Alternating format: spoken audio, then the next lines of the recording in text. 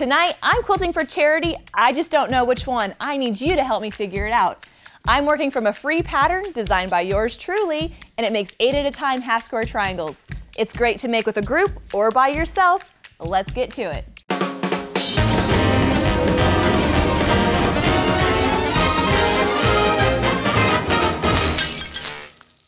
For this quilt, I'm using this beautiful fat quarter bundle of Boundless Botanicals and this white background, which is really gonna make them pop off of there. The first thing I need to do though is divide them into 2 groups. You know, one thing I love about quilters is they are so generous. I think more quilters make quilts for other people than they do for themselves. I know that's what I see in the shop when quilters come talk to me. And I thought, you know what, it's time for me to make a quilt to donate because I've been so inspired by other quilters. It doesn't really matter how you divide this up. It doesn't have to be one color, light or dark. We're just dividing them up. So I think I'll just do it like this. That'll make it easy. Look how beautiful those shades of blue are. So I'm giving this quilt away to a charity. I just can't decide which one. So I'm gonna have you help me out with that. And I'm gonna show you how easily this free quilt pattern comes together. And if you wanna find out how to get the pattern, you can get that in the description box below. What do you think of my color sorting method? It's very, very artistic, don't you think? Well, this is group 1, this is group 2, and we're gonna start with group 1. So the first group of fat quarters are gonna make block A, and they're all gonna be cut the same. We need 1 big square, which is gonna make our 8 at a time half square triangles.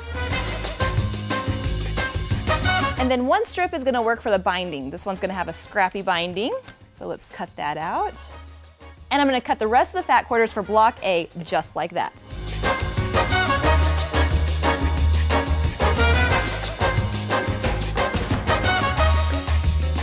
So now I have to cut the second group of fat quarters just slightly different because they're gonna make the same block, but different. And we're gonna cut the background with some of those big squares and smaller ones. Whew, that was a lot of cutting. Let's make some HSTs. So I'm gonna use these 2 squares to make the 8 at a time half square triangles, which is the same technique I used on the All Roads quilt. It's nothing like getting those blocks made nice and fast. And what I'm gonna do is draw a line diagonally from corner to corner. I'm gonna put it right sides together with that bigger square, and I'm going to sew a 1/4 inch on each side of both lines for a total of 4 lines. I love that I can make so many blocks at a time. I just wish I could make more quilts at a time. There's so many great quilting charities out there, it's hard to pick just one. The first one that comes to mind is the Hope and Dreams Challenge, and that was actually started by my friend Kathy Thompson from Quilters Dream Batting. Her son was diagnosed with ALS at the age of 32, and I love how she's turned that into a positive by starting this charity to help raise money for ALS research. So she takes quilts and you can win a prize for donating a quilt, although the prize really, I think, is knowing that it's going to such a great cause.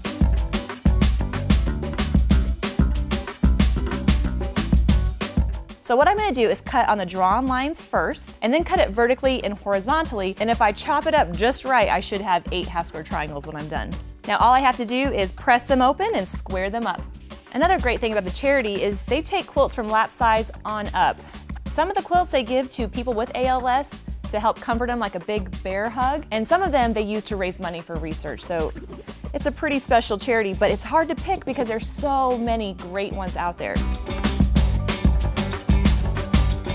So I'm gonna take these 8 half square triangles and make my first block A. So I have my center block and I'm gonna put a different color around it. There's no rhyme or reason, it doesn't have to be any one color over the other. I'm gonna go with the grays. And then I'm gonna add my little half square triangles to be the bear claws.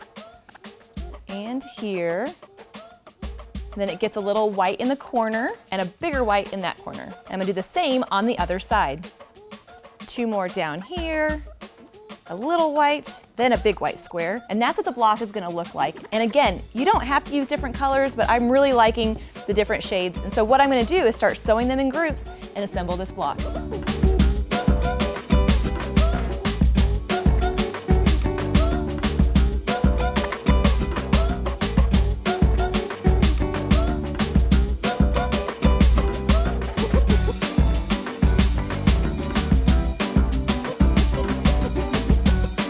So that's how the first block comes together, with the different colors and the white background. Now what I'm gonna do is make the same block with a print background and a white center. I know, amazing, right? Well, let me lay it out and get it finished. So it still has the same print in the center, except now it's gonna get white around the outside. When I'm making quilts for charity, the first thing that comes to mind is Quilts of Valor. I love that. I mean, they aim to cover every service member or veteran that's been affected by war with a quilt. And it was started in 2003 by Catherine Roberts, and I've actually long-armed some quilts for them, and I think it's an amazing cause. Problem is, I don't think this quilt is quite patriotic enough. Oh, I should have used red, white, and blue. But if you're looking for a great charity to donate a quilt to, that's one to definitely check into. So there's my white. Then it's gonna get the half square triangles around the outside.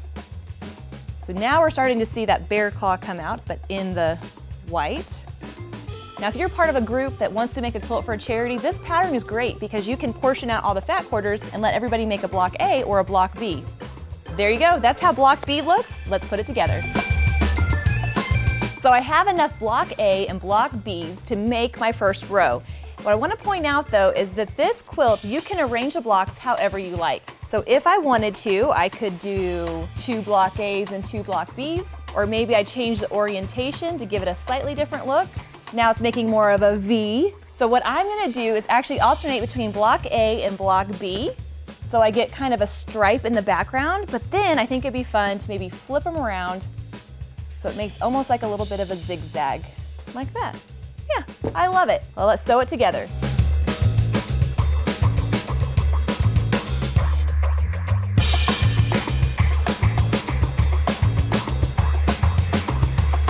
There's the first row looking nice, and I have the second row finished as well. And because I'm easily amused, I thought it would be fun to change the next direction. What I love about it, it starts to make this kind of square right here. And again, you can play around and find your favorite layout, doesn't matter. So all I have to do is sew this together.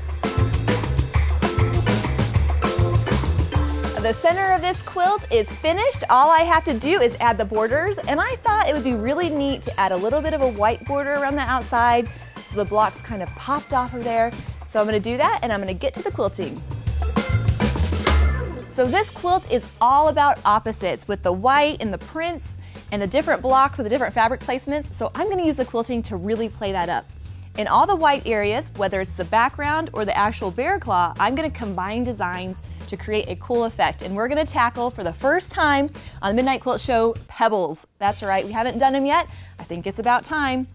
I've also used a nice cotton batting. What that's gonna do is allow me to quilt it to death while still keeping it soft like a hug. So let's do it. So I'm gonna start by quilting some pebbles, and all I'm gonna do is quilt a circle-ish shape and then go on to quilt the next one. If one goes clockwise, the next one's gonna go counterclockwise. Now after I've quilted a few, I might go ahead and say, whew, that's enough for there. So I'm gonna add some swirls or maybe even some leaves. The idea here is that I'm just filling in around these shapes so that the whole area gets filled in. Then, once I feel comfortable, I've taken a deep breath, I'm ready to try the pebbles again, I can go right back into it, quilting a few pebbles and then going back into the swirls.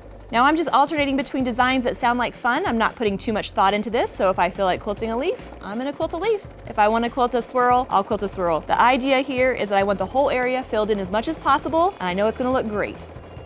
So as I'm quilting, I'm thinking maybe quilts for kids would be fun. Quilts for Kids donates quilts to kids that are ill or in a traumatic situation. There's so many great charities, it's really hard picking between one. But the quilting doesn't have to be hard. That's why I put together quilting diagrams that you can download and learn how to do these designs, whether you want to draw along on the diagram or just use it as a reference. And I have 2 different ones to pick from. I have the turn in early, which lets you get the quilting done pretty quick, or an up all night if you love the quilting as much as I do. And speaking of the up all night, I better get to finishing this quilt. I'll show you what it looks like when I'm finished.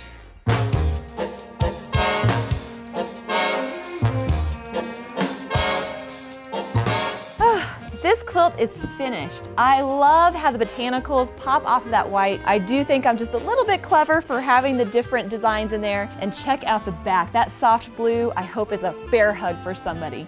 Now, don't forget you can get this free pattern by checking out the description box below. All that's left to do is to decide who I'm gonna donate this quilt to, but you can help me. Just click that eye up there and vote for your favorite charity. And while you're at it, leave a comment on the video. I want to hear about a charity that's close to your heart. I know there's way more than just the ones that we've touched on in this episode. And be sure to subscribe because you never know what's going to happen on the Midnight Quilt Show.